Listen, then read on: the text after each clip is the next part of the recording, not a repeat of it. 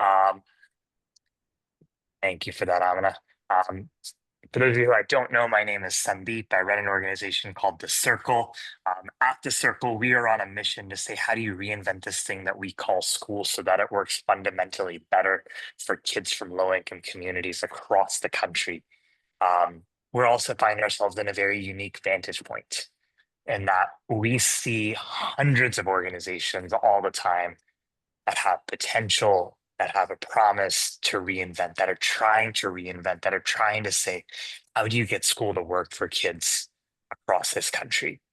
And what we know and what we have learned is that reinventing India, reinventing school, it demands support. It requires funding. It requires people who also want to give non-financial support, time, advisory, advocacy, more to be able to make change happen that's sustainable and that is good for kids. It just takes communities of people coming together who are committed to changing India's educational system. Wherever you see change that is transformative for kids, you almost always find communities of people who believe in that change and who have stuck it out and have the fortitude to say that we will lift mountains to figure out how to get change to happen. Those two things almost always go together. Where you see transformative change, you find communities of people who are committed to making that change happen. Our goal today is to kick off a bit of a conversation with some really special people on what it would take to be able to make communities happen, to get communities to commit, to be able to build support so that reinvention can be transformative and sustainable for kids and for communities across the country. Before we jump in, though, and before I introduce the very special people coming here today, I'd love to open this up with the question. I'd love for people to come on over to the chat box. And that is, when you think of an example of giving or an example of support that has most inspired you.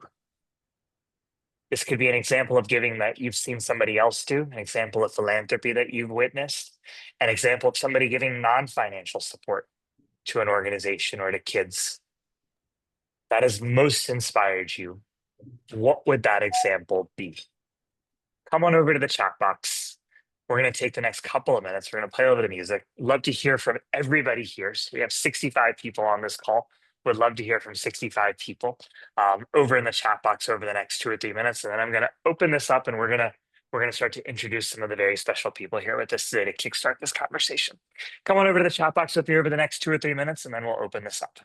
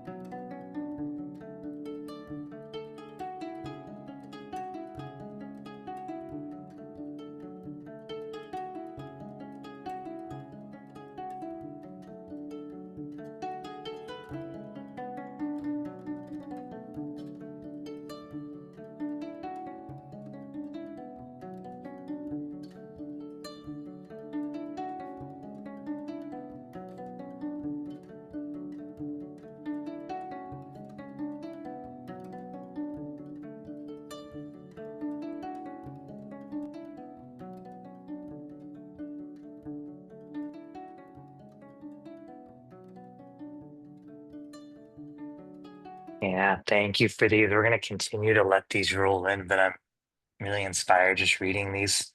Um, for those of you that just joined us, we were holding a question, which is what is one example of giving that has really inspired you?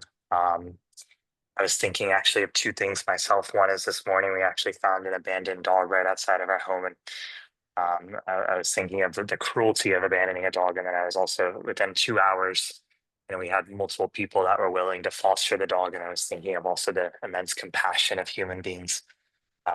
And then I was also thinking just a lot about this work and how it feels like this work over the last 19 years for me just feels like it's been uplifted by literally thousands of people with very, very small acts of compassion that have added up. We're going to try to kickstart a bit of a conversation around this, folks. We're joined by some very, very special people. I'm going to start off by introducing Ramesh, who's on this call with us. Ramesh is a senior partner at McKinsey. He's also the dean at the Bauer Forum. He's the author of an incredible book called The Journey of Leadership. He's a board member to the Circle and to many organizations. He's also a human being that I've had the very deep privilege of knowing for a long time and is an incredible, incredible person. Ramesh, a very big welcome to you. It's good to have you here. And thank Beautiful you for name, being here. Sandeep, and what a inspirational start. Thank you. Thank you, Ramesh. We have Amita here as well. Amita has been a philanthropist. She's been a board member for many organizations, including Lighthouse, which is one of the Circle partners. She's been a supporter of many, many initiatives. She's someone who has made it a commitment to get on the ground and to be visiting organizations across the country so that she is able to really understand the grassroots of this country. If you have followed her on LinkedIn, you'll actually see those stories unfolding multiple times a week through her lenses. And so it's been quite incredible. She's also somebody who has been with us since inception at the Circle, selecting our first cohort and guiding so many of our entrepreneurs along the way, again, through very, very big and small acts of compassion at each step. Amita, also somebody who has a deep privilege to know. It's so good to have you here, and thank you. Thank you. Thank you so much, Sandeep, for the generous introduction. Delighted to be here. Oh, man, thank you. We have Tara, who's also here with us, who is a renowned actress, has acted in many, many things over time. She's also a producer. She's an entrepreneur. She's the host of the Tara Sharma Show, uh, and somebody who has been an influential advocate, a voice for education, a voice for kids, somebody who I got to know, I think about 8 years ago for the first time when she actually generously agreed to come and do a book reading. And since then, as somebody that I have watched just advocate and always show up at the drop of a pin. So, Tara, it's so good to have you here. And thank you as well for being here.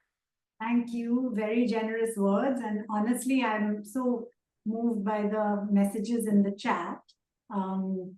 Anyway, we'll talk more as we go on, but I'm honestly nothing compared to what all of you are doing. It's amazing work. So congrats Yeah, at the start. thank you, Tara. And then finally, we have Uday. Uday is a student at Flame University. He's also an advisor and a student advisory board member for the Circle. Somebody who has actually led a lot of change within his community and has done a lot to be able to advance education for kids across his community and other communities. As someone every time I talk to him reminds me that kids need to be at the table and that kids deserve nothing but something, nothing less than what is transformative. Are they pleasure and a privilege to have you here? I think your insights always push me, and I'm looking forward to that today as well. So thank you for being here. Thank you, Sandeep. Yeah, I'm very grateful to be here. Awesome. Okay, so we've got four incredible people here. We're going to get this conversation started. Folks, I'm going to basically anchor us in a few questions for the first 15 or 20 minutes. And then we're just going to open this up for questions from all of you to keep this as a conversation. What I'm going to ask is as people are talking, thoughts are coming up, you've got questions, just come on over to the chat box. We'd love to keep this as a live conversation. And so we would love to hear thoughts along the way as well. But for each of you, let's start off with just one quick question. If you had to describe what a reinvented India would look like for you, one that promises opportunity for all young people, And if you had to pick three adjectives that come to mind to describe what a reinvented India would look like to you, what are those three adjectives? Tara, I'm going to ask you to start us off, and then we're going to go around. Oh no, I was hoping to go last. No, I think so for me actually the lens that I now look at most things through is that of a mom, because our kids are actually now teenagers. So most things I think when it comes to education, I'm just watching what they do, and of course from their kind of schools or from all kinds of schools. And I think the three adjectives that come to mind are democratic, of course, meritocratic as well, meritocracy, and I think tolerance. So I think those are things that really come to mind for. I think it's happening. Maybe I'm an eternal optimist. So again, the lens and the sort of sample size is smaller that I'm perhaps looking at, but I think those are. I feel like youngsters, those values are really close to them. So I hope that is those are adjectives that would describe a reimagined India. Yeah, thank you. I heard democratic, meritocratic, and what was the last one? And tolerant. Tolerance. Yeah, I love those three. Thank you for that, Tara. Let's hear from others. Yeah, happy to go next. I think the three words that came to my mind were service, excellence, and inclusive. So very similar to Tara, maybe some nuances here and there. So that's on my mind. Yeah, I love those, Ramesh. I'd love to dig in a little bit later on what you mean by excellence, but I love those. Uday, do you want to go? Yeah, I can go. I think the three adjectives that come to my mind is equitable, resourceful, and home. So by home, I mean ki every single person could call India their home, a home that expands beyond their immediate family. Equitable and resourceful, as in India is abundant to offer every single child and every single person, and is just abundant to offer them anything. And the distribution of those offerings is also based on equity. Yeah, thanks. That's beautiful. Amita? So I also had home, but I had homegrown. As in, I think the solutions lie here in our country, and it's time that we start uncovering them. I would like to add creative, because I think that we do have the youngest and most creative population anywhere on the globe right now.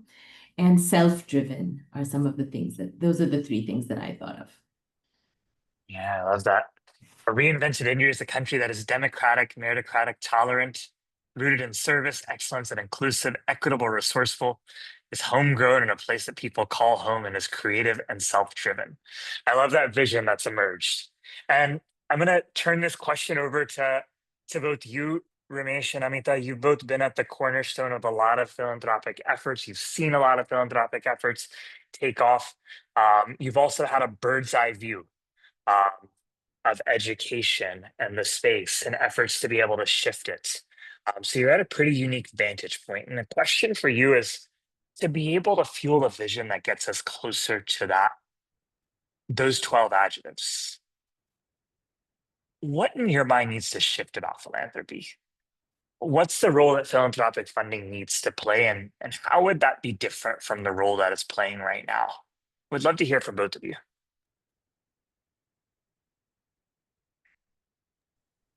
I'm happy to start.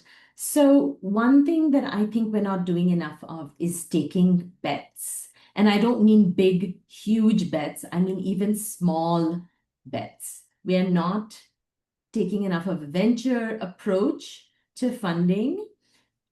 Lots of organizations may never scale, but I think the effect that they can have, even if they don't scale, is important. And in the same way that for-profit looks for that 1 in 100 ventures that's a disruptor, I think we have to start doing the same thing. We have to take a lot more small bets, invest in young people who are dedicating themselves to bringing about that change and supporting them not waiting, not saying, oh, let's see how far they can go. Let's see them prove themselves first. Who are the early supporters? We have to get in at the early stages of many more nonprofits. Ramesh? I love all of those, Amita, and also amazing to see how you and SVP and others really role model that. So that is beautiful. I think just building on that, a few things that stand out for me. One is this idea of trust-based philanthropy. Of like when I am supporting a venture or a cause that is more evolved. For me, I come in with a spirit of trust. I come in with an understanding of the individuals who are at the center of that cause and really establishing that alignment in values that allows me to trust and be there and be supportive and not like get into too much oversight or like add more burden to the organization as a philanthropist. So there's a lot of good literature on trust-based philanthropy. So that is one key element I wanted to highlight. The other was an idea from Karthik Muralidharan that I had a chance to just meet this week, and he was actually borrowing from the private sector. So hopefully it captures a bit of the essence of both Karthik's research and the private sector philosophy of really anchoring on the outcomes and giving a lot more freedom and autonomy on the process. And I feel like as philanthropists, as board members, as I think as supporters, cheerleaders, it's useful to really be focused on what is the North Star, what's the impact we want to accomplish. And Sandeep, at the cost of embarrassing you, I've always been inspired by the vision that you have for Circle, what you're trying to do to with students, teachers, institutions, and very clear North Star and metrics. But then I feel as philanthropists, we need to be, it ties back a little bit to the trust-based philanthropy and the venture model that Amita touched on to really give a lot of autonomy on the process and let entrepreneurs experiment. And not all experiments will work, and that's okay. If it's done with the right level of integrity and trust, we all collectively will learn from that. So I really bring that ecosystem view as I work with organizations, Sandeep. Yeah, thank you so much for that, Ramesh. Quick question for both of you, and give me an example of, I mean, that for you, I think, like, when you've really found like betting on small ventures. I know SVP does a lot of this, but can you bring this to life for us?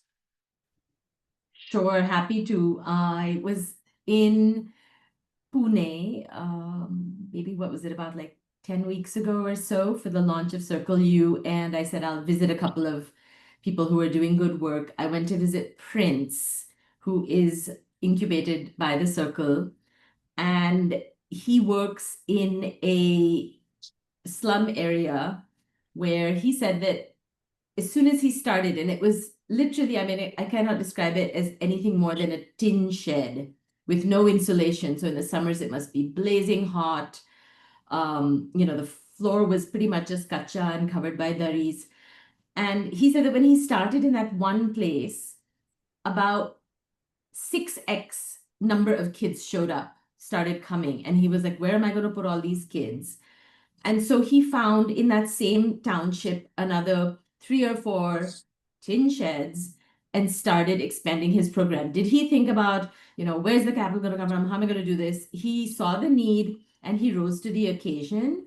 And his budgets are not something, huge. He's doing a lot for a little, and he's exemplifies this spirit of service and wanting to do something for the community and getting it done, whatever he has to do. Yeah, I love that example. Thank you for that, Amita. Ramesh, would you have an example that you could pull from as well that you think actually embodies trust-based giving that maybe is rooted in outcomes? I'll anchor back to another Circle entrepreneur, Shreya, that Charu and I have been working with for a while. They're focused on interventions that really can help students unleash their own academic potential in the STEM area. But over time, as they learn the importance of critical thinking and collaboration and some of the what are typically called 21st century skills, they've been evolving what they do.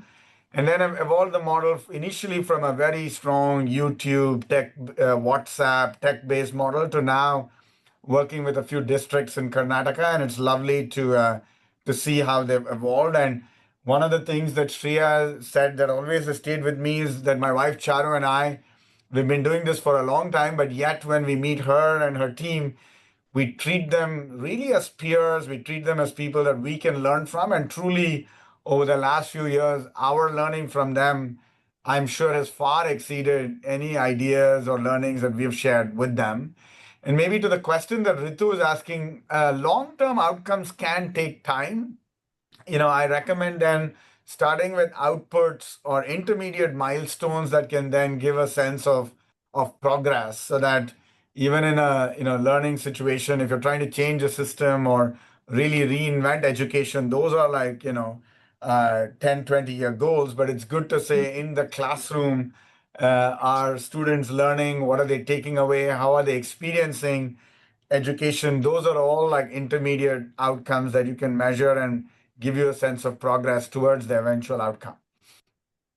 Yeah, thank you for that information, Ritu. Thank you for the question as well. Keep the questions coming over in the chat box, folks. I'm hearing, how do you keep it trust-based? How do you keep it centered in outcomes? How do you actually keep this betting on, just small ventures, being able to take risks with this to be able to get things going early? And two beautiful examples that I know really well, that you both cited. Dada, I'm going to bring you into the conversation a little bit now. You know, there's also more than financial support that models need over time, right? Like, we talk a lot about how much advocacy is needed, how much influencers can do to be able to shift public perception about causes. In your mind, what needs to shift about the role of advocacy, and what can influencers do to be able to shift advocacy for causes? And maybe give an example there as well, if you can. You're on mute, Dada. You're on mute. So yeah, I think the first thing, of course, is authenticity, right? And I think it's a very strange thing. So I mean, this may not be the right thing to say, but I'm going to say it. That what happens is, see, I'm not some big superstar or whatever, but just being slightly known, if you get known as someone who's a little empathetic, which is pretty much everyone, right? But different people show their empathy in different ways. And an honest observation is that if you show some empathy and you do associate with some causes that you feel strongly about, the system, while of course it's becoming more and more professional, and I'm so inspired by everything I've learned and watched all of you do when it comes to, at some level professionalizing it, right? Incubating sort of, in the social sector like you would in the private sector. I think all this is so amazing. But I think where it's not yet happened properly is with so-called influencers and advocates. So what happens is that if you are perceived as that, you get so many requests to do things, and it's not yet structured, right? So people might sort of put their name to so many different things when they're not really authentically necessarily involved in any. And unfortunately, the reality is, for most things, to actually see the value, usually when there's some commercial aspect, people are more inclined, which is the reality, to actually look at things long term, unless you're genuinely very committed and you're actually involved in that cause. So as an example, say I've been running the dream run for the marathon for 21 years for the Cancer Patients Aid Association. Now, I've developed such a long, authentic commitment, and anybody who's watching that, not that many people are, will see that that's a 21-year journey. It's not that I've just come and worn the t-shirt and left. And so I think it's very important to find what will make people authentic, and that could be genuine feeling, but it could also be, there could be other ways to do it, is what I'm saying. Because I feel like there's a gap there, and one has to be so careful because you can't in the social sector talk about commercials because it just seems wrong. But at the same time, in order to, as we've all watched, in order to make it more professional and actually move forward, obviously one gets paid to work in the social sector and should must. So with the advocacy part, it's strange, and then people think it's cool to be put their name on some NGO thing and then they just disappear. So not only does that not benefit the cause, but it also just makes things a bit wishy-washy. So I think there's actually quite a lot to do in this space, and I'm not quite sure what the solution is, but yeah, I think authenticity and just finding a way to make it a bit more, I guess, like professional. I think, yeah, I don't know. Yeah, so that's just an honest opinion. And as I said, for someone like me, I genuinely feel for many things, but then I can't also follow through with everything because obviously I've got to work and do other things too. So I feel, though, I just feel like if it was a bit more structured or there was a way, that Yeah. could be nice better, it would be great. Yeah, no, how do we get it to be more structured, more authentic, and also professionalize it over time so we're able to streamline some of it and get voices more into it? Yeah, I think it's a good nudge.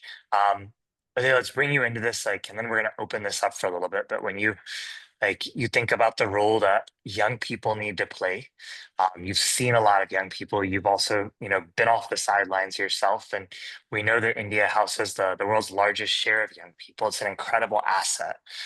What's the role that young people need to play in being able to fuel the work of reinvention across the country in your mind? So I have a couple of things. One, when I was a part of my community center, I ended up working with a low income private school in their classrooms, a government school in their classroom, and of course, my after school program. And one thing that I've observed is there is so much reinvention will among the teachers, among the students themselves, and it doesn't have to be big. Maybe reinvention could look like a teacher planning their lesson plan differently or giving their students a space for their voices. So there is a lot of thought and will. So I think one role can the young people definitely play is act as a supplement in terms of supporting these local reinvention efforts. Second thing that I've observed is, and I really believe is where I'm right now, a good university, I'm learning on scholarship, wouldn't have been possible without the belief that my friends put in me. I was in crisis. I didn't know what to do. I was not applying to colleges because I felt like I wouldn't be able to make through it. That is where young people from my community center and adults would believe in me, and that is where I got the confidence from. One, and second, I feel when I was a student, me and my Teach for India friends felt that community schools are not serving our children the way they're supposed to. So we created our own pilot, our own summer school, and children were happy learning with us. So I think these two anecdotes really made me believe the power of the collective of young people bring in. So I think second would definitely be as you're putting effort to reinvent, working with children, also support your peers, other young adults, with the mindset of lifting as you climb. Third thing, when I was in university, I missed being in a classroom. So I ended up finding my way through being a part of a circle school in Punjab, a school in rural Uttarakhand, and of course, teaching while I was in university here. And I feel all of this while I was broke. I didn't have a lot of resources. So I think a third role could be volunteering out of curiosity and a bit of selflessness. Because I think other context, other spaces, other organization have a lot to offer you and also you to offer them. So I think being a bit curious and selfless while volunteering in other contexts. And I think after all of this, finding your own future pathway to contribute to reinvention, whether big or small.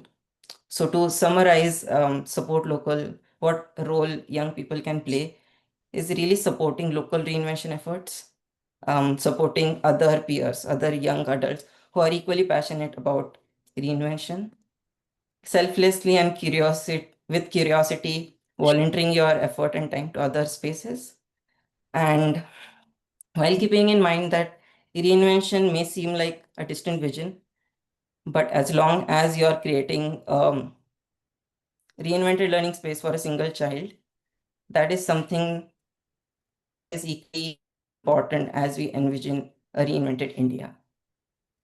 Yeah, always incisive. Uday, thank you for that, and always beautifully framed.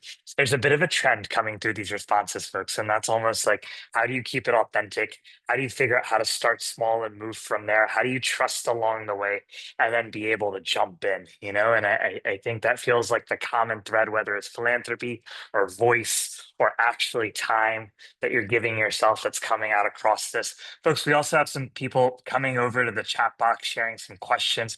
I'd love just to open this up for a minute. People, come on over to the chat box if we can. And then we're going to open it up for questions after that in a few minutes. But come on over to the chat box. Like, in your mind, what do you think needs to shift about giving across India to be able to really fuel this work? Let's hear from the audience for a minute or two. Come on over to the chat box. What's one thing that most needs to shift? And then I'm going to ask you folks here with us to respond to some of what you see. But come on over to the chat box. What's one thing that needs to shift? Sorry, Dada, go for it. Everyone spoke beautifully and so inspiring, and Uday, really amazing. How old are you? Sorry, may I ask?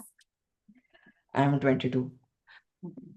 So I think what you said about and I hope I got it right, but about volunteering, you know, selflessly, and the power that the youngsters have. I must say that this is something I've been observing a lot with our kids. So our older son, for example, they do a lot of these MUNs, you know, model UNs. And I think that's something that's become very popular in sort of these maybe more privileged, whatever, schools, right? Where reinvented education is really happening at a fast pace. It's not textbook mugging at all. It's all this open-minded, you know, like all that kind of stuff. So they've been doing these model UN sessions in, you know, in smaller schools, in BMC schools, in municipal schools, and so-called less privileged. And I think the learnings that they are getting are more than the other way around. But what the kids, I think they learn way more from other kids. So I did, for example, a communication workshop with a group, and then our kids did it, and the kids responded much better to the kids. So I feel that is a big thing, to be able to have kids help kids. And another thing that I think is really big is sport. So our younger one plays for Mumbai City, for example, and nobody in his team is from, honestly, this sort of South Bombay background, right? And sport is really such a leveler, again, a form of education where everyone's the same, and you're reinventing because you're learning together, and and that's happening more and more. There's much more organized, you know, sport for kids across all. You know, I think it's opened it up a lot. I think sport plays a big role too in reinventing the way we think of education. Yeah, thank you for that, Dada. Are they going to say something? Go for it. I was just adding, it is also something that I'm exploring in my classes.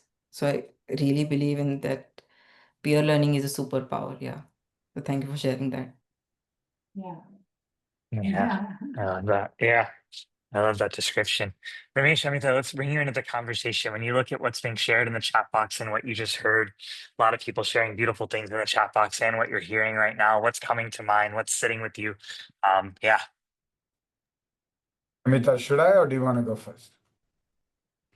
Yeah, so firstly, amazing ideas in the chat box. I think this notion of an abundance mindset, I agree. You know, as Sandeep, you and I have chatted many times. You know, both my wife Charu and I, we support many causes. And even this morning, I was with Akshay and Vandana from Avanti, and I've been helping them think about what they can do in the US, and engaging with a lot of people from a STEM background, IITs, etc., who've come to the US and can help Avanti in their process. And we were just discussing, you know, they do so many things, and like I get a lot of energy from supporting organizations. I do, back to my point about nudging people on what is the North Star and what's the outcome. I do keep pushing on that, but I come in with the abundance mindset. I completely agree. People need to balance support to both urban and rural communities. In fact, my wife and I, we started our journey largely with urban India. That's what we knew well. But over time, we spent several months of the year in India. And at least once we like to visit rural communities. We went with the Swadesh Foundation team, both in Raigad and Nasik. That's been a lot of learning for us. And we've seen the kind of models and impact people use. And Revati, just want to reinforce your nudge to people. And then completely agree on the points that are coming up. I think, Amita, you touched on that as well. Like, how do you bring a mindset of really experimentation, learning, supporting a bit like what you call the venture capital mindset, and coming at it from a view of listening to communities, listening to what people need. Uday, I really, really loved your point. Like, if India has to change, like every student in India has to have a great experience, learn.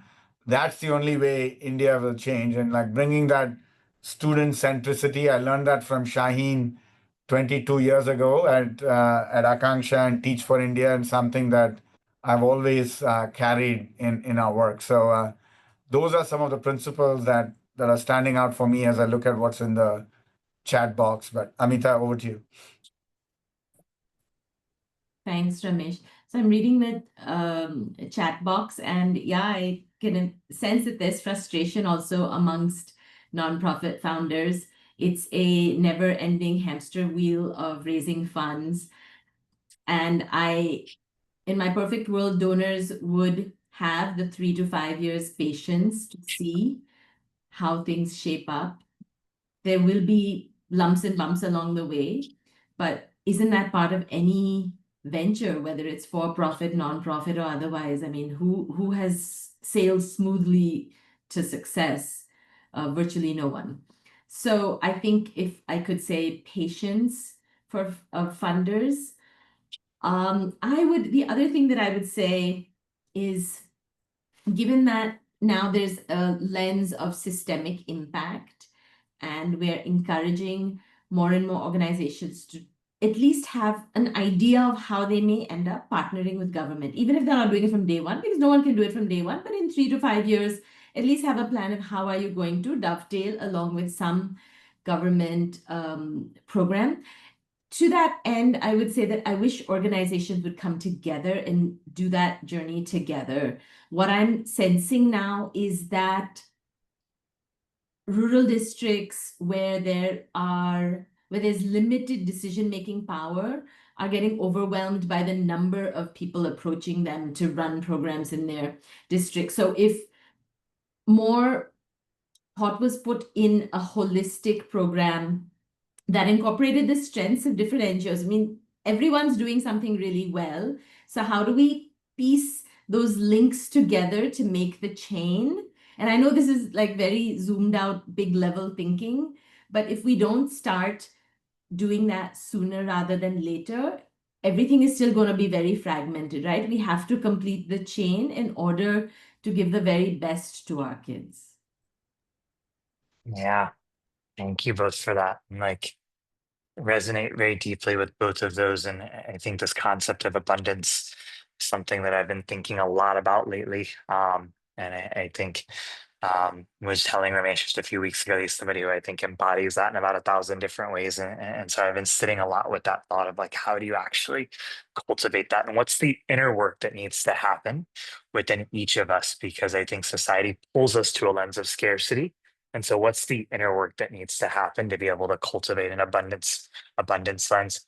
Look, I mean, as I'm reading these chats, I'm thinking about 3 things myself, and I'm just going to surface those. One is like donors, funders, people who are giving time, like people need to see a larger narrative. People need to know that basically this is adding up to something that is bigger. And that's very important. It's a human desire, even with team members, with kids, that like, is this adding up to something bigger? And once people are able to see that, I believe that conviction builds. Two is that, like, yes, like people believe in innovation and want to see innovation, but people don't want to fund innovation that is using kids as guinea pigs. And so oftentimes, like, it is a balancing act to say, we're going to basically do our research and find out what works. We're going to pull best practices, but we're going to innovate where we know best practices don't work. And I feel like usually that argument and that case study is what people need to be able to hear. And that's the balancing act that I'm seeing come over in the chat box a little bit, right? And the third is that, like, I think we forget that people who are giving, people who are representing companies, people who are influencing are people who want to be a part of something too, you know? Like every human being basically has a genuine innate desire for belongingness. And how do we think about this work not as a transaction of giving and receiving, but as the work of building communities, you know, and building communities who care. And just like I would build any other relationship, like that's the work of actually being able to basically bring people to the table, whether it is kids who care, influencers who care, funders who care, team members. I'm building communities. And I wonder what it means to be able to take that orientation shift. Okay, we're going to switch gears. I'm going to see one more question. Yeah, You want to go ahead, comment? Ramesh. I Yeah, love that please. building communities. And I Yeah, saw some comments on scaling. I yeah, think people often, when they think about scaling, there's like a hard side of scaling of like, what's the channel? How am I going to take this idea? I love the partnering with government and partnering with other especially for those of you who are doing smaller nonprofits, see if you can partner with bigger nonprofits and bring something distinctive or bring it to the government. But I loved your framing, Sandeep, of like, see, how do you build communities? How do you build a sense of belonging? That then can provide the emotional fuel and the energy that needs to go with all the intellectual thought behind scaling. So, often founders put a lot of thought on that scaling, or their donors ask them, how are you going to scale? But I feel like they don't put enough thought on the community building, which Sandeep, you do really well. So just wanted to underscore that point. But back to you. I know you wanted to go somewhere else. no, thank you for that, Ramesh. And please keep jumping in, folks. Um, we're seeing a lot of comments over in the chat box, and I think it provides actually a really natural segue for us right now. And then I'm going to open it up after this, but which is like for organizations, we have a lot of founders on this call, and we have a lot of team members on this call. For organizations that are trying to build communities of people that are invested, that want to give in more ways than one, like what would your advice to organizations be based off of all of the organizations that you've all seen? And how do you think they need to evolve? The conversation thus far is, how does philanthropy and how does giving need to evolve? How do organizations that are trying to do this need to evolve? What would your key piece of advice for organizations here be?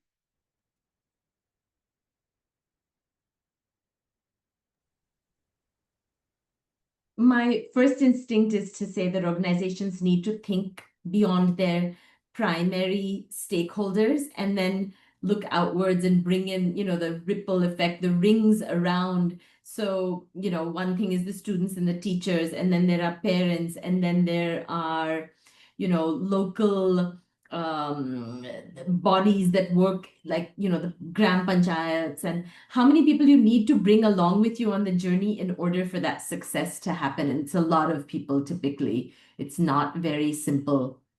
So, industries in a local area to say that, okay, we're working with these kids to try and get them here. Can you partner with us? Can they have exposure opportunities? Can you do internships or apprenticeships, etc.? So again, it's all about completing the chain. And so bringing along as many stakeholders as possible in the community for the community to succeed. Yeah, that's beautiful. Thank you. No, I like that, Amita. I think the role modeling is quite important.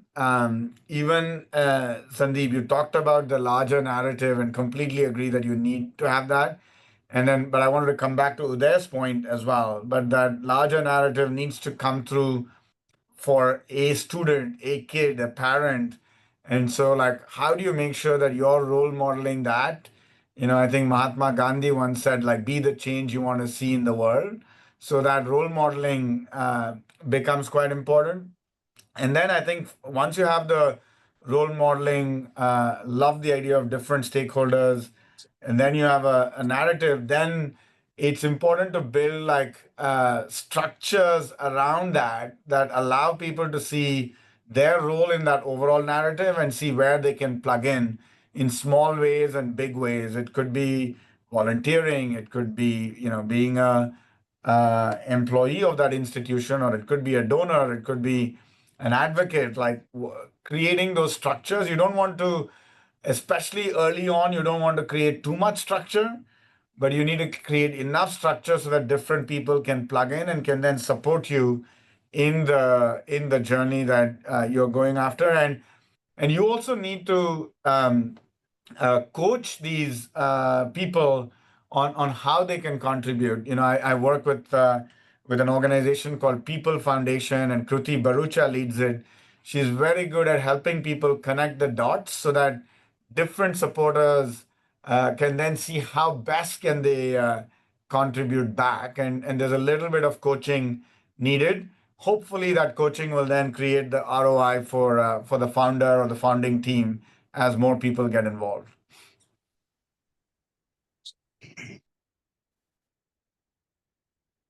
I love both of those. Thank you for those. I mean, what it's making me think of a little bit right now is like something I often talk about with my team, which is that how do we start to basically see people around us through the lens of allyship, right? Like everybody that we're interacting with has the potential to be an ally in this work, you know? And it's about mixing and matching and being able to identify and then moving beyond our primary stakeholders. You beautifully put it, Amita. Dada, they like, what advice would you have for organizations? So You can go. Yeah. I think the structuring that Ramesh mentioned is really important. So honestly, I perhaps know the least from all of us about how the organizations actually work in terms of you know, the funding. And now when you talked about ROI, for example, I'm being honest, as somebody who's in the sort of influencer advocate space, I think there's also lack of that information. So exactly as you mentioned, having the structure and also having the explanations, I think would be a very helpful thing.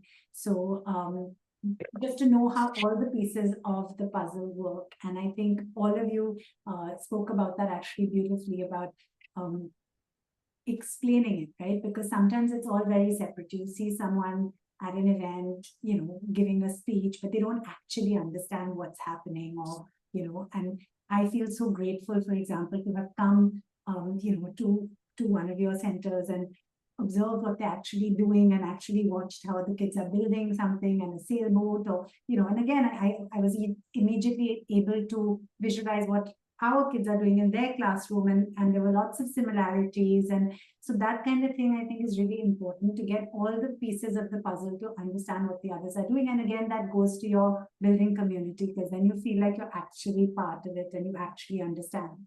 So I think that's a very good point that you all mentioned.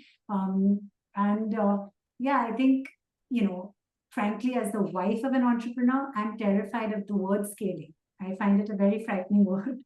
And I feel like, frankly, it's made me much more risk averse, because I'm very aware, as Amita said, that, you know, it's full of ups and downs and ups and downs and ups and downs. So that's not just, that's in, you know, in for-profit and non-for-profit. But I think also the incentives for people, and I go back to this, and again, I don't mean to sound commercial in it, but I think the incentives for some people is just to be selfless and good, but it's not possible for everyone, right? So even if you want to be an advocate, not everyone might be able to do philanthropy in the same way as someone else. So going back to my 20 years ago at starting with the marathon, for example, I actually had this conversation with the NGOs, including Give India, to say, you know, someone like me, I'm not actually good at fundraising, but I'm very happy to actually run and raise awareness. And so I think to know what people's strengths are and what they're actually good at, or what they're able to do, is really important within the organization and for all the stakeholders who are part of it, even if outside. Yeah, thank you. That goes back to the mixing and matching and identifying kind of where people fit best in some of this, you know. That actually came and visited Pi Academy, one of our programs, a couple of months ago and watched kids as they were building boats. Amita was also there during that time. The kids love spending time with both of them. But there, come on into the conversation. Let's hear from you. Yeah, first of all, very lovely thoughts. I'm really enjoying hearing all of this. Not very different from what you guys have spoke about. I think I've only visited a couple of organizations. So in my limited, very limited experience, I would like to answer this in an anecdote. So recently I had a guest lecture from a person who ran programs for gifted students who have higher IQs. I was really interested. I spoke to her for like 15-20 minutes after the session. I spoke about the circle, my experience, and all. And she gave me her card. And I asked her, can I visit your space sometime? Can I see your work closely? And she was taken aback. She said, you can't because you would influence the environment. And I don't know if I can afford that. So I was heartbroken, to simply put. So I think building on that, what advice I would give is sometimes as a third person, organization and their work may seem like they're working in isolation and confidentiality, which they don't want to share. But instead, can organization be, as Pahul ji, who runs GHK Lab School, has put very beautifully, can organizations be Shiksha Ka Langar, where everybody is welcomed, everybody is invited to do their part of seva, to contribute voluntarily in whatever capacity they can. Yes, I think that would be one advice, and everything else will follow: well wishes, advocacy, philanthropy, voluntary stuff. Yeah. Yeah, beautiful thought today. Beautiful thought. Yeah. Um, let's open it up for questions, folks. I'm going to bring a question that was over in the chat box a little while ago, and anybody that wants to maybe answer it. And then, folks, feel free to add more questions into the chat box or raise your hand. We'll keep this flowing for about 10 or 15 minutes before we try to steer it to a close. Revati in the chat box said, while fellowships and incubations are wonderful models, what do you think are the other ways and means that nonprofits in remote geographies that are working on complex issues can bring visibility for their work in education? I think they touched on this a little bit right now, actually, but would anybody add to that? What are other ways that nonprofits in remote areas can bring visibility into their work? I think there are many ways, Sandeep. Happy to start, but others can please add.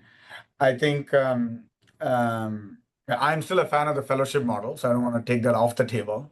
My wife runs a fellowship as part of, it's called Problem Solvers Lab, and she's working with almost 100 fellows, and it's a great way to both in urban India but also in rural India. It's a great model. I think you can think about the curriculum that you're developing and bring that out to the world. I think as part of the reinvention that Sandeep talks about, India needs more creative approaches of how you're thinking about the curriculum. You can bring all the stuff you're doing on developing capacity, whether it's teacher training or school leader development or like other ways. You can bring that out to the world.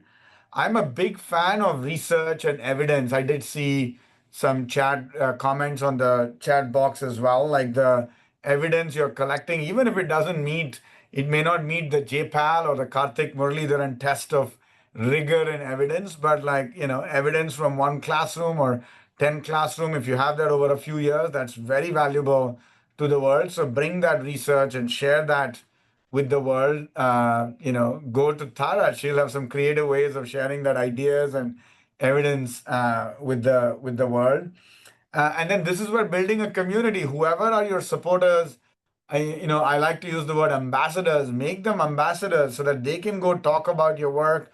It could be success. It could also be learnings, like things that you've tried, what sustains you. You can show up in events. Again, be careful how many events you show up. You want to keep that tight, but maybe one event a year that you can connect and make that a source of energy, but also use that to share your work and ideas. So those are at least immediate thoughts going through my mind. Thanks, Ramesh. Beautiful set of thoughts. Amita, would you add anything to that? I think what Ramesh said is pretty comprehensive. I've seen organizations who have, like Ramesh said, moved to an open source model, been very willing to share what they have with anyone who wants to pick it up and make tweaks to it for local context, local scenarios. So share what you're doing, because I think it will help everyone move faster forward together. Yeah, thanks for that. I'm going to take Abhiman's question over in the chat box and bring it up because I think it gets to something larger, right? Which is how do we make giving a lifestyle choice, a responsibility, but not a one-time good to do an act. And I think it speaks not to, hey, there are people who are philanthropists or people who are influencers. It speaks to actually like how do we shift a culture to be able to make giving something that people are doing often. I'd love to hear thoughts on that. Yeah, anybody want to share something that comes to mind? Well, I mean, I'm going to toss it to Tara a little bit, saying that, and I understand this, it's like a tightrope act that, am I trying to talk about the work I'm doing to draw attention to myself, or am I doing it to draw attention to the work? But I honestly I'm not certain, but I believe that several large film stars and Bollywood stars do a lot, but they don't talk about it for this reason. And I would love to find a way for them to be able to open up and talk about this without people coming after them and looking at, you're just doing it to attract attention. So Tara, how would you frame that? So I think, again, it's interesting because it's so subjective, right? Everyone is different. And I think that applies for everything, even with when you talk about a culture of giving or to, people have different reasons or frankly, abilities, financial capacity as well with giving. So I think, intention is perhaps there. I inherently believe every human being deep down feels empathy, even if they don't show it. Some people show it more than others, but I think the way in which each individual is able to give is different. And when it comes to, say, people who are perhaps giving huge amounts of funds, for example. So if it's suppose some very big, very famous people who might want to keep it quiet, they might have, those reasons where they don't want to be perceived as just showing off about good work and, where it's not authentic. So I think that's a very personal thing. Each person perhaps has a different reason why they would share or wouldn't share. Similarly, people who advocate for causes where I don't think it's even fair to say that it might be superficial because you can't expect everyone to be fully committed to everything. I think we also have to change a little bit the perception that anyone who's slightly privileged has to have this selfless giving thing, right? So while it is something to aspire to and it's a beautiful thing, I think one has to be very careful not to judge if one isn't like that. Right? So you can help in different ways. It doesn't necessarily have to be that you are, going to spend all that time or whatever you've earned to give back. I think it's very important to allow everyone to do it the way that they're comfortable doing it. I think that's where the authenticity and the consistency will happen. So again, going back to my own example, I'll be very honest. Like I am, like I said, married to an entrepreneur. I cannot do a lot of giving when it comes to funds, right? We're still like making our own businesses work, but I still have a great desire to give. So I have done that in my own way with raising awareness, with showing up or consistently doing something. But when I'm not able to, I'm also honestly quite honest about it. And I really respect those who understand that, because you do actually get, I'm not talking about the organized sector, like we're all part of here, which is amazing, but you actually get calls, like people like me, I get at least 10 calls a week saying, ma'am, I'm calling from maybe this foundation or maybe that foundation. I need this, I need that. Because you're on a database where it may not even be a financial thing. It's just that you've given somewhere and you've just got put on it. So I've actually had these conversations where I've actually taken up to like half an hour to explain to someone that, I don't think this is the right way to do the fundraising or the reaching out for help, because you start creating a little bit of honestly antagonism after a point, right? And we live in a country, so, in India, where you just have to look out at the window to see the disparities, right? So you are inherently as empathetic as you are thick-skinned, right? So I'm half Indian and half English, and I have several relatives who come from the UK, and in the first day, they're like, oh my God, we need to give, and why we must go, and I'm teaching in a rural school and spend their month doing that. And I mean, literally, I maybe shouldn't share this, but it's true. One of my cousins actually said to my kids, my English cousins, oh, I won't name whose building, but I hope you don't look at those buildings and think that's real life. That's not real life. Real life is the slums. And I said, no, actually, it's not. It's all of it. All of it is Indian, right? It's not just this or just that. And I think that's what's also really important, to have the empathy and the respect both ways, right? I feel very strongly like this even about gender. When people say walk for the girl child, I'm like, I agree, a lot needs to be done to balance the scales, but let's also not tip it the other way. So I feel quite strongly that we need to have that empathy for everyone, because it really does go always. Just as an example, I'm just saying one last thing. So our kids, right, the younger one is obsessed with football, spends 4 hours a day playing, from the age of 9, scouted into clubs, whatever. And frankly, Messi comes and 100% he's going to play with Oscar. Oscar meets everyone, which is amazing. It's amazing. I'm so happy for Oscar. I know Ashok well. I've done stuff with them.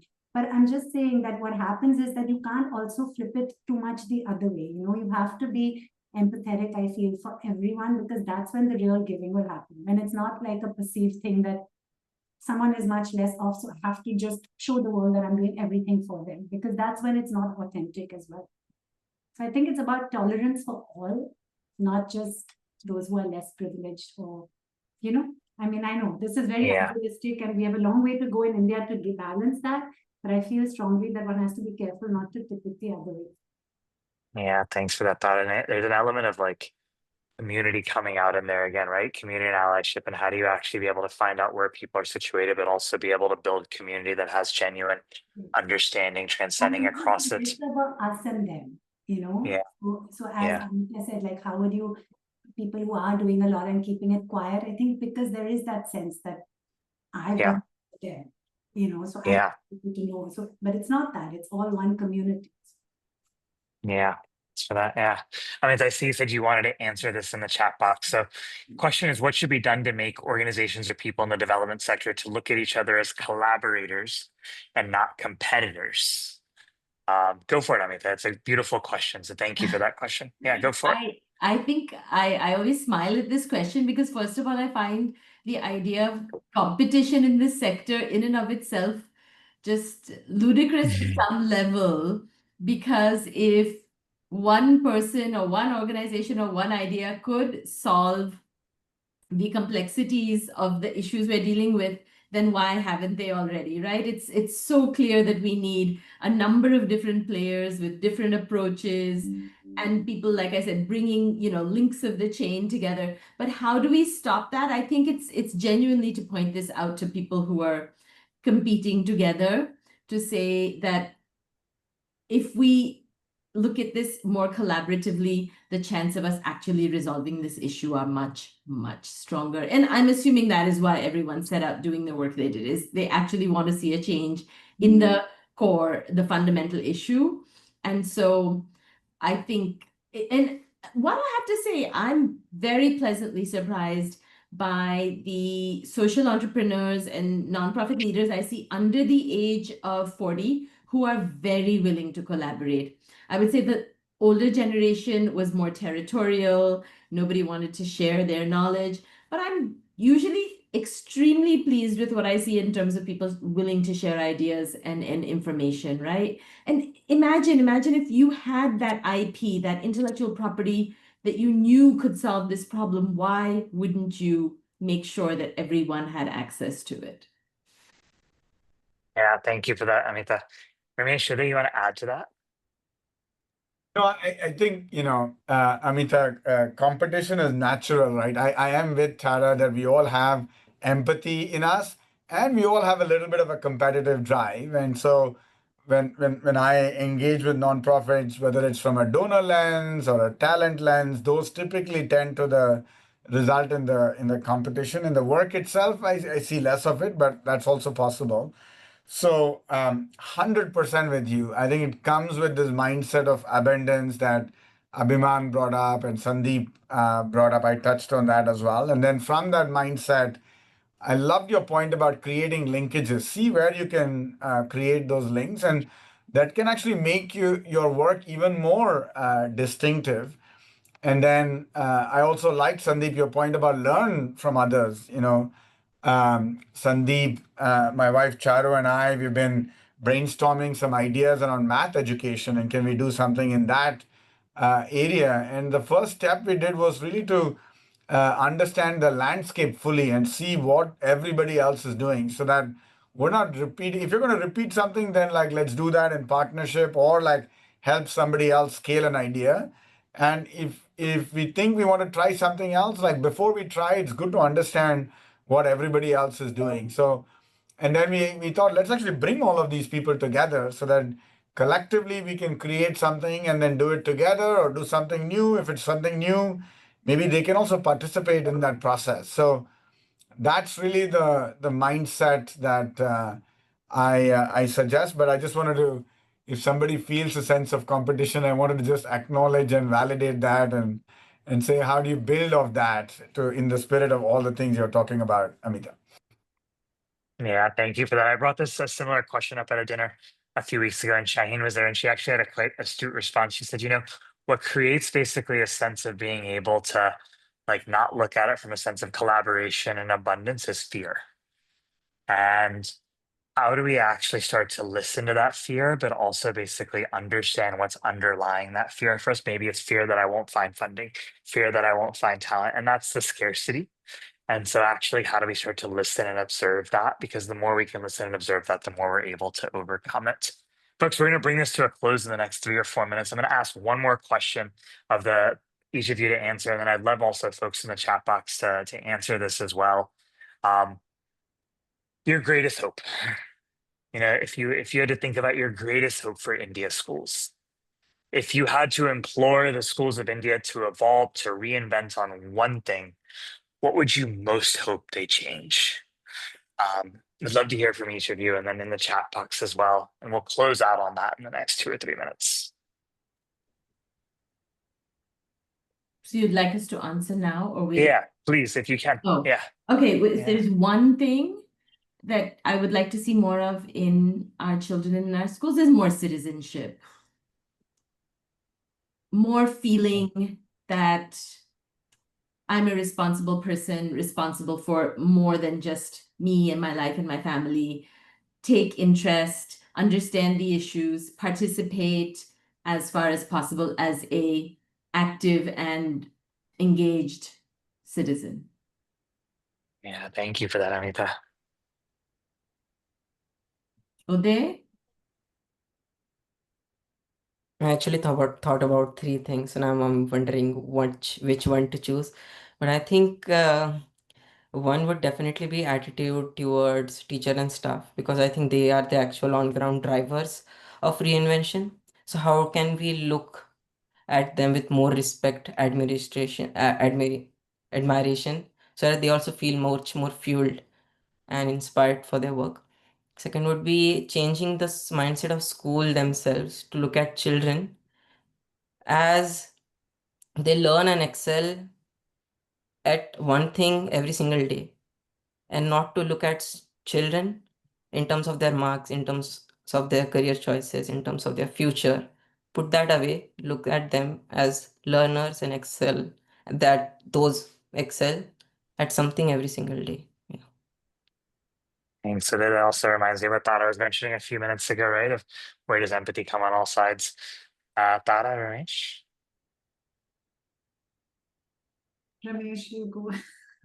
For me, it's really student voice. Even like listening to Uday today, but I spend a lot of time with Akanksha Foundation and the students there. Each time my wife and I we go to a classroom, we're just blown away by their perspective, the confidence, the communication, the passion, and the push for excellence. So for me, it's really, we all need to listen to the students and create an environment where every student can thrive. I see a couple of people talking about student-centric. Like for me, that's the most important thing I'd like to see. In Thanks, fact, in the Ramesh. Akansha board, at the cost of telling our board members, there is a dream I have. One day, all the board members resign and all the alumni become board members. That day will also happen. And the CEO will also be an Akansha alum. Like that will, Saurabh, you may be listening, but like just wanted to put that out there. Yeah. I love it. I think this student-centric is huge, and it's happening, again, I'm seeing it from the lens of a mom with young kids. It's happening in their schools. So I think, and what I saw at when I came to the circle or where I've been to teach for India, I see that happening a lot, how they use drama, for example, or, I mean, it's student-centric, they're experimental, but I also think you just have to also let kids have fun, and I think we have to take away the pressure, not just on academics. I think where most places are now beyond just looking at marks, and most people know that it's not just about grades, but there's still a long way to go for that. But I think also to just let kids be kids a bit. I think we put a lot of pressure on kids, even as I keep bringing back to the fact that we live in India. Some things we don't actually, like when we talk a lot about empathy and inclusion in our schools, and I feel sometimes that, kids here are just naturally, they have that. Because like I said, you may drive to a fancy school, but you're still going past all kinds of things, kids banging on the window, whatever else. These things don't happen in other parts of the world. I mean, they do in many, but I think you're just naturally built with a lot of that. So I think it's also really important to let kids be kids and have fun as well, and not start Yeah. serious too young. So kids Yeah. also have fun. Yeah. Thank you for that, Dada. Folks, this has been a beautiful evening and hopefully a morning for you, Ramesh. I'm leaving quite inspired. I'm also leaving with a lot of thoughts, and so my mind is just brimming with thoughts. Thank you to the four of you for sending this evening together, for being able to share so much. There's some beautiful thoughts coming over into the chat box. Our intention was to kickstart a conversation on how do we build communities that are actually being able to fuel the work of reinvention. And yeah, thank you for that. To everybody that's joined us online, a big thank you as well. We're going to bring this to a close and hand this back over to Amina, but have a very good evening for all of you. Thanks, everybody. Thank you, everyone, for listening in, and great to be part of this. Thank you so much for joining, everyone. I think that was really insightful and deep. There's a poll coming up on your screen. If you could just fill it on your way out, that'd be very helpful. Thank you, Ramesh, Uday, Amita, Tara, and Sandeep for putting this together. Thank you all. By the way, was it AI taking the notes or was someone writing them, because they were so accurate? Is that? That was all Amina. Oh, wow. Okay. Amazing. No, because now you get the notes, now they come up. So Yeah, we should leverage those. Yeah. adaptability also. Yes. Learning like that. Bye, Bye, everybody. Thank you.